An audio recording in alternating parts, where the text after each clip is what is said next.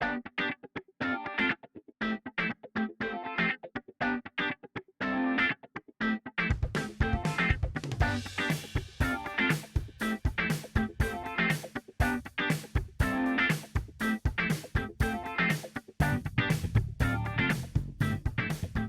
morning, good afternoon, good evening, everyone. You join us from the belly of the windproof beast in the Fallout Mountain just outside Zaragoza as once again we spin the decks and chew the fat regarding very important things in life. As ever, he says for the third episode, I am joined by my lovely assistants, Ben. Good morning, good afternoon, good evening, and happy weekend. That's pretty comprehensive. Thank you very much, Ben. And Claire. I'm just going to say hello, everybody. That's short and sweet. Nice, it works. Today's podcast, or this month's podcast, shall we say, is based on the theme of motivation in the... Who wrote this? Motivation in the workplace. Really? Ben, really? I can't be bothered. Let's just... Really? Do we have to do this? Well, considering many of our listeners are actually school children, I'm not quite sure how this will work. But yeah, we'll find out. We'll see how this goes. Motivation in the workplace. Well, Ben, would you like to explain to the world out there why we are discussing this issue? What has inspired this conversation? Well, this week I read a very interesting article about a Spanish civil servant called. Now I'm definitely going to get his name wrong because I can't say this name.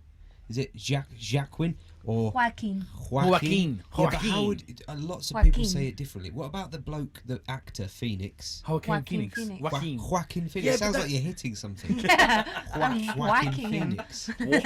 Phoenix. Anyway, Joaquin Phoenix, a Spanish civil servant who works for the water board. He doesn't waterboard people for information. Nobody expects the Spanish water board. There's definitely, they should reprise the Monty Python sketch, modernise it, if you will. Anyway, this character, I say character, he's a real human being, Joaquin Garcia, from the south, I think he was from Andalusia. He worked for the water board, and there's not a lot of water in the south, is there? That's probably the excuse. Joaquin Garcia, a Spanish civil servant from Andalusia. It rhymes. You know it rhymes. He had a very long lunch break that lasted roughly, it says 6 months here, but it's 6 years. Well, this is what I found quite interesting because the story that I read said man didn't attend work for 4 years, possibly 8. Was it? It had a possibly 8. The numbers vary depending on what paper you're reading. This astounds me. This astounds me. How can you possibly have a situation where you're not sure if someone has come into work for 4 to 8 years? Well, I think the case was that he worked for the water board. And, well, the water board thought that he worked for the council. Dropped T, ladies and gentlemen. The water board, yeah, I'm Scottish. The water board thought he worked for the council, and the council thought he was under the jurisdiction of the water board. I saw this, and yes. No one really bothered to check where he was. This is what we call passing the buck. Well, I would know passing the buck is a good expression, but I would more say between the cracks or between two stools. I think that's something you have to pay for, isn't it? Yeah. But it seems to be I think this man realised that he didn't actually have a direct superior, and so thought, sod it, I'd have to go to work. This guy Joaquin Garcia was skiving for. Did we decide it was 6 years in the end? Yeah, 6 years. So what on earth was he actually doing? Just he was reading philosophy apparently for 6 years. What makes me laugh? This thing was only discovered when his retirement party came up. This is how he was. It was a service award. It was worse than that. He actually got an award for 20 years, 15 years service, something like that. Yes, because he'd been working so hard. I think it was one of those, like, Yeah. you automatically get one when you've been And working so for 20 the letter years. arrives or- at his line, two line managers' desks, one the water board, one the local council, and they go, "Who the hell is he?" It does much. sound like something out of Brazil, the film, not the place. Thank you very much for that clarification. What Please interests me continue. more is not so much the fact that his absence wasn't noticed. It's that he had all this free time suddenly, and he realised that he was a free person. He didn't have to get up and go to work. He was still getting paid, and he stayed at home and he learnt about philosophy. So, Wait. what would you do if you were on the payroll and you were skiving and Well, I'd you didn't try have to and go to work? Well, first of all, I'd try and complete some of my New Year's resolutions. How's that going, by the way? Oh, well, personally, New Year's resolution update. Very quickly, I haven't written anything, but I have been running. Finished. There we go. Did Done. you download Moving the on. podcast? I have been running. The running was interrupted by being really very ill, but the Was running that because is of the running, or no, it a was symptom of the running? because of some. I mean, Ben, we've talked about this. I mean, I think.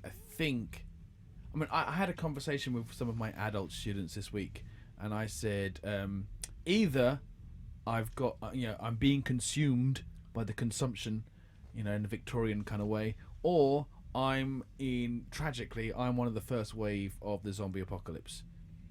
And they looked. Probably the latter. Well, they looked at me very disappointed, and confused, and I said, "Look, to be honest, if you're going to be in a zombie apocalypse, you got three options. You got survivor, zombie, or meat. Okay, no one really wants to be meat, so you got to choose the other two. From my understanding of the zombie apocalypse situation, being a survivor is a bit hardcore. I think they were just trying to say that you look like a zombie. And you're looking into it way too deeply. You've got all the characteristics of a zombie: pallid complexion, the weird fluids coming out of your orifice. That sound that you Basically, make. what you're saying is you're patient zero. Well, this is what I was saying to is I would never want to be first wave zombie, because first wave zombies don't get a chance to really explore being a zombie, do they?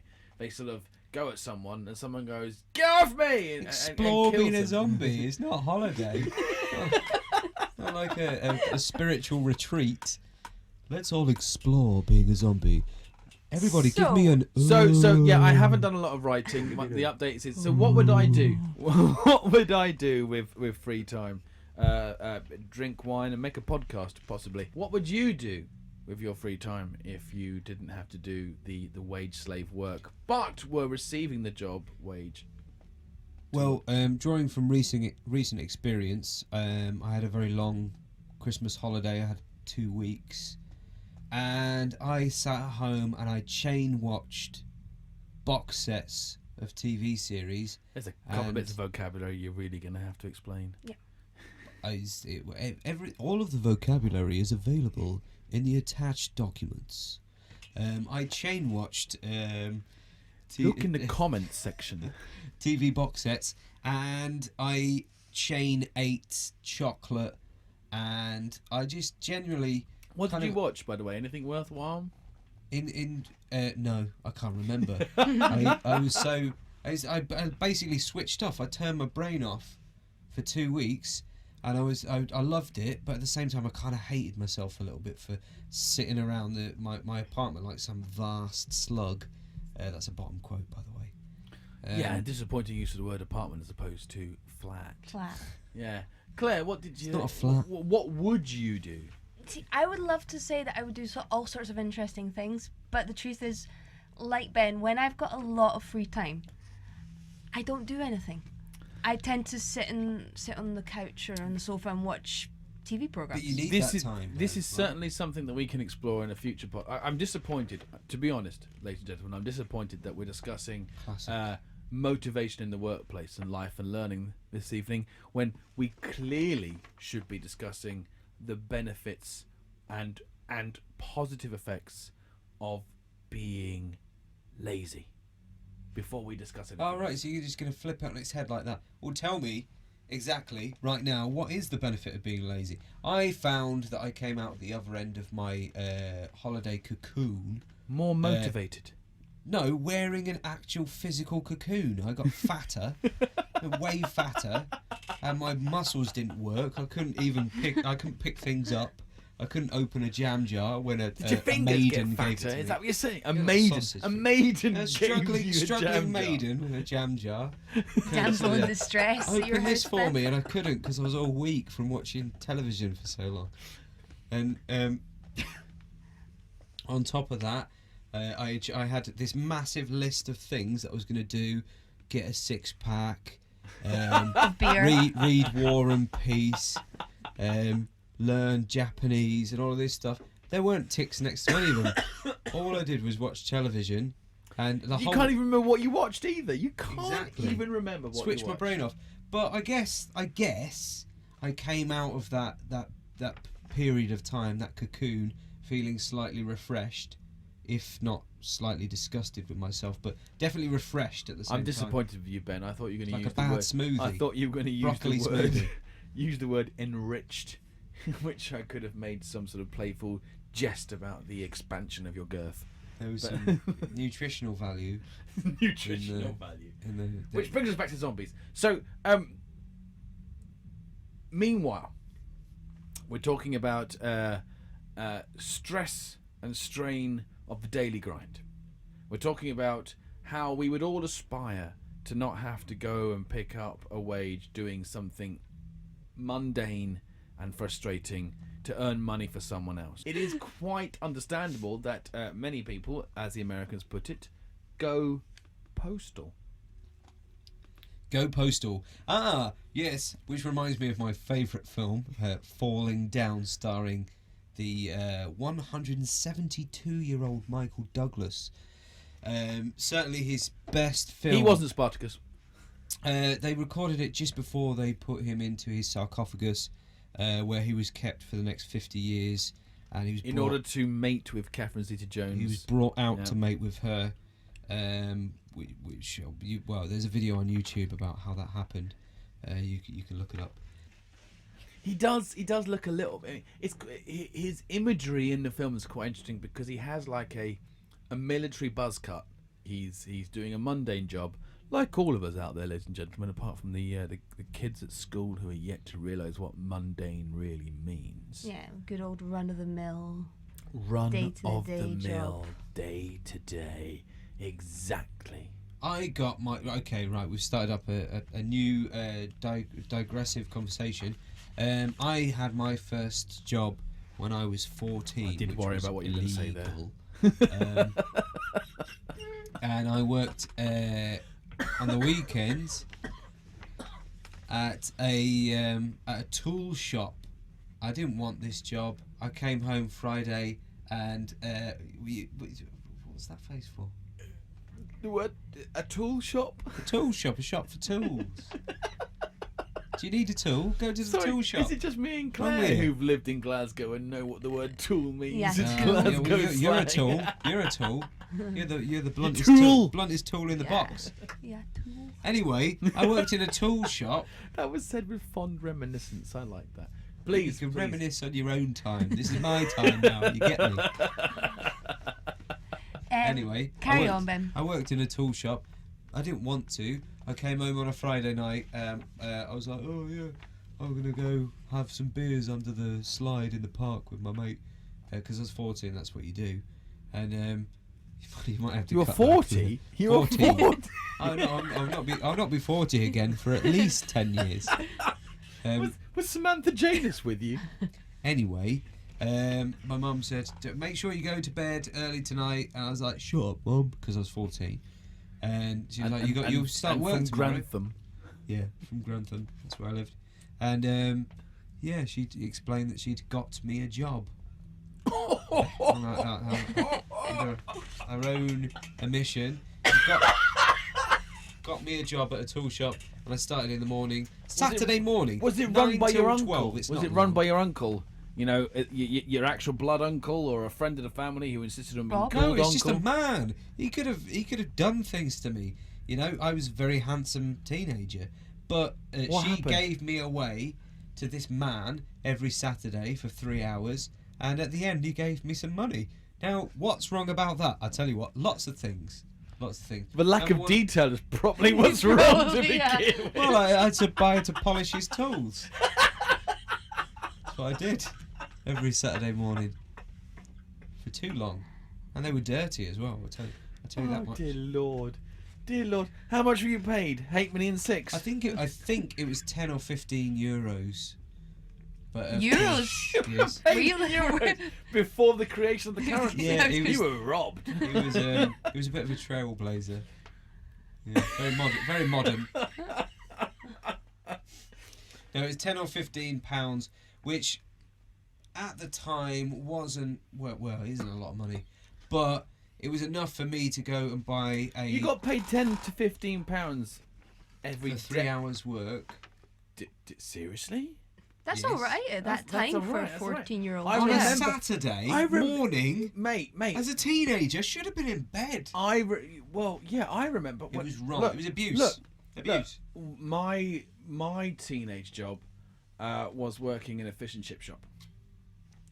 I wasn't cut out to be a paper boy. You do look like you work in a fish and chip. I mean, even now, That's the bedraggled hair. it's just It's fine. it's the beard. A beard would have been very problematic in a fish and chip shop for health and safety reasons. Nothing worse than a battered beard. Well, no, it's more about the food storage that we keep just underneath the lip. If it falls into the batter mix, it causes terrible problems.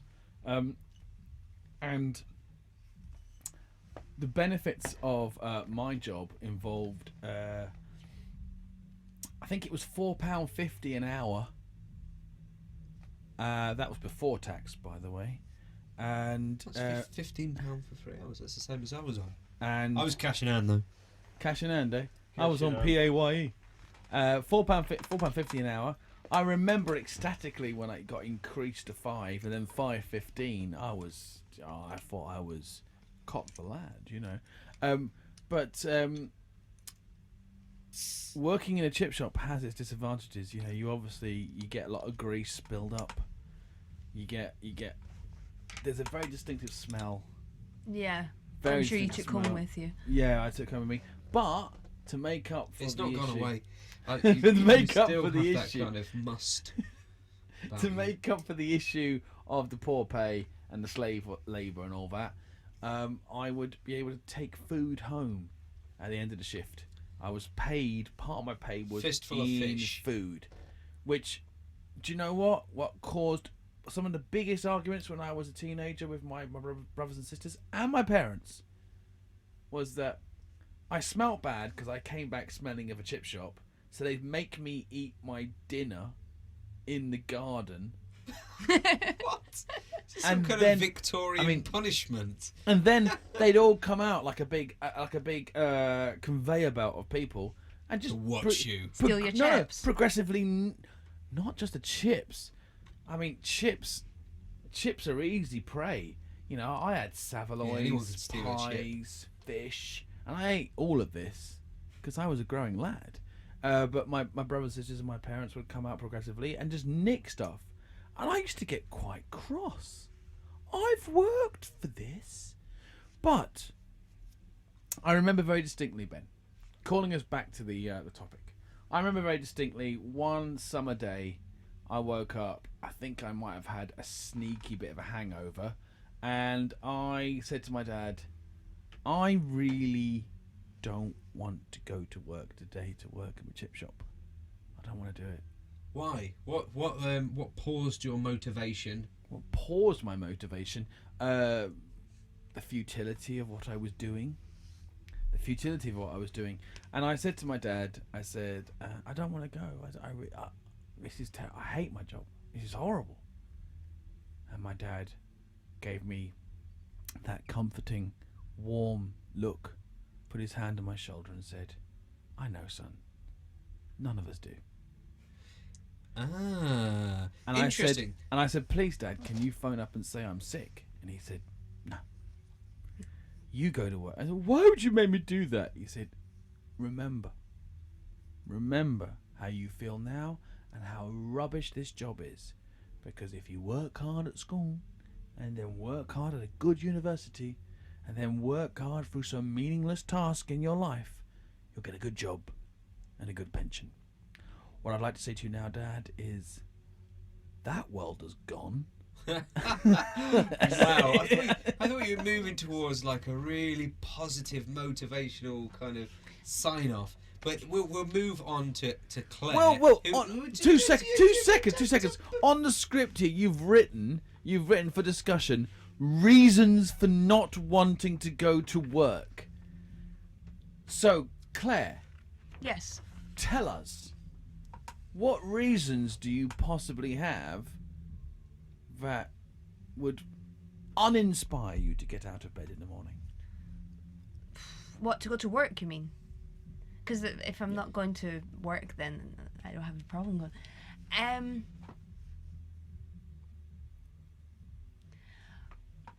Well, I suppose. Thank you, that's all we've got time for. Wanting to go to work. Go on. A job that just doesn't inspire you to do anything. A job you don't like. A job you hate. Have you had any of those jobs? I had lots of weird little part-time jobs when I was at uni or at school, which weren't particularly. They weren't a job for life. It was just a passing job. What did you do? Because like now, obviously, you're an aerial acrobat, stroke, Clown. stroke. Well, it's just those two things. So Motivational speaker. I know Oh, yeah. I know you as you are now. It's difficult to shape you as a human being, looking through the past that I don't know anything about. What did you do? What brought you here today?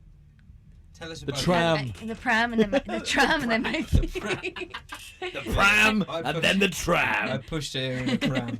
Is a thing we do. I stole Merrick's daughter's pram. It is available for sale if you like. The pram has reached the end of its usefulness. We're on to the pushchair now. If you want a pram, a really nice old school pram, call me. Don't Coming use back the to- podcast to sell things that you don't need. What? I've been selling your wares for months. You're suggesting you're my pimp. So speaking Go on, Claire, go on. speaking of terrible jobs, I was kind of lucky. I worked for a concession of a women's wear company Lingaria. Lingaria. within Oh my God. Fraser's House of Fraser. Ooh, House of Fraser. And then I Hottest thing worked- I've heard today. And then I worked for Coast.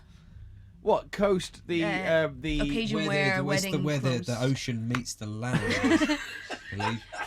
It was a company that made fancy dresses that people would wear party to dresses. party dresses to Yeah, go to evening- weddings and cocktail evening dresses. wear. Yeah, evening wear. Evening wear. I worked in retail for about 4 years. Did you work on commission? No, actually, didn't do commission, which was Did good. you ever wake up in the morning and think, I hate everything about Well, this job? I didn't mind the selling the clothes part because they kind of sell themselves. It's not Well, then but you we- needn't go in. Well, but- they don't even need you. exactly. No, we had Do to it from sell. home by Skype. We had to sell a company store credit card, Ah. and that's the part that made me not want to go to work. Well, I feel that I'm maybe speaking on behalf of all of us, but do interject if you believe otherwise.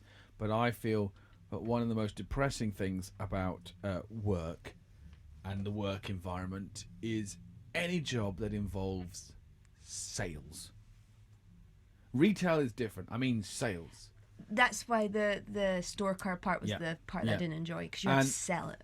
And to double check, I'm fairly sure that Ben, you have experience working in a call center. I've sold everything. I've sold myself. I've sold other people. I've sold Rubber bands I've to sold rubber postman. bands. He I've sold snow to the Eskimos. I sold fudge and made it home. Didn't have any of the ingredients. Sold it anyway. I very nearly once in my mid-20s took a job as a door-to-door salesman for some dodgy kind of selling insurance doors. thing. They didn't need them. Yeah. they already had them. Oh, you would cool. I literally, I mean, I've worked in politics. I've written speeches for politicians, and I found the act of putting my foot over someone's doorway to stop them from closing the door, to close a deal. Just brutal. I couldn't do it. I went on shadowing a guy, and I think we knocked on 40 doors, and almost every single time I started walking away before he did. It was like they would say, "No, not interested." And I go, "Oh, thank you very much." And I'd step away, and he would go, "But no," and stick his foot in the door. He was the man. It was dangerous selling, dude. If You he have was to have a really if he was a thick Nigerian skin prince to in an do that, email, though. It was weird. I did exactly the same thing, and I did it in Leeds. And we went into like just like the heart of the ghetto to sell people stuff that they couldn't afford and didn't need. And like these groups of kids would just follow us down because we were dressed in suits.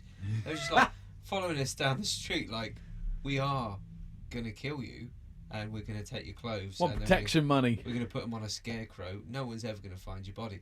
Like, that's the kind of environment we're in. So to conclude, before Claire does her little peroration, because she's itching, she's chomping at the bit, we have to announce this month's competition winner. Was there a competition? Yes, Ben, there was. Yeah, Yes, they had to yes. write. They had to write some stuff. Was I in the last podcast? I don't remember it. It was you or someone who sounds really like you. It is with a great surprise and a wonder for me that I can officially announce that this month's podcast competition winner is one of my delightful teenage students, Carlos. I want to say Ainsa. I think it's Ansa. You'll probably tell me how to pronounce your name. Carlos, you have won a Corte Inglés voucher. Congratulations, Carlos. Whee! You gave us a very entertaining, if not rudimentary, entry. You gave us hope. Hope Yes, in the hope. youth. Hope. The youth of today. I hope that maybe one day you won't be the youth of today. Claire, take us out. Well, that's all from us for today. But just before we go, I'd like to mention or tell you all to check out our new language bites, which will be little explanations of common expressions to help you improve your natural English. Okay? So check that out. They will be on the website soon, They'll be on if not now. the website at the same time as the podcast. Ladies and gentlemen, you can't see the look on her face, but I hope you picked it up from the tone of voice. She's not quite sure. Yes, it She's will all be excited. available on the website. It Excited will all about be it. available on the website. Soon. It's all soon, at a non-specified release date. We will be doing some what we like to call pod bites. Some very short explanations of some grammar and some language terms. We hope that you have enjoyed this slightly different approach. We decided to abandon calendar-related nonsense and just witter about something that we saw in the news. We will obviously do something different next month, just to keep you on your toes. Just to close, I'd like to say that Whack It in Phoenix Update. Garcia. received all of his pay for the 6 years that he was absent, and in court recently he was charged the sum of 1 year's worth of wage. 1 year's worth of wage. Are you just reading that directly from a translation site? He was 1 year's worth of wages. castigated 1 year's worth of wage. 1 wage's worth of year. Listeners, pay no attention to the English that they're speaking at the moment because it's more like Spanglish. 1 year wage. 1 year wage worth of castigation was he. Thank you.